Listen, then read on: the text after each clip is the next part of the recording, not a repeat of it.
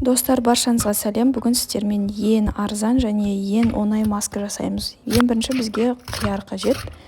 Қиярды осылай теркадан өткізіп аласыз. Теркаңыз болмаса, пышақпен жіңішке қылып кесу қажет. Қияр 95% судан тұрады, сондықтан сіздің теріңізді жақсылап ұлғандырады. Одан бөлек қиярдың құрамында С витамині бар. Бұл витамин өте керемет болып саналады. Осылай бетіңізге қойып шығасыз. Бір 5-10 минут жатып демалып алсаңыз болады осы маскамен. Одан кейін бетіңізде 5-7 минут ұстасаңыз жеткілікті болады.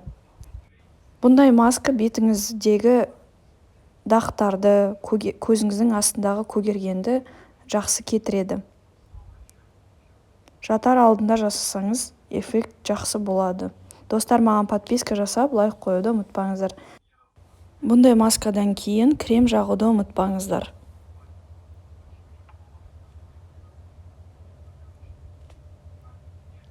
Осылай барлық жеріне қойып шығасыз. Одан кейін 5-7 минут ұстайсыз. Менің бетім бұндай маскадан кейін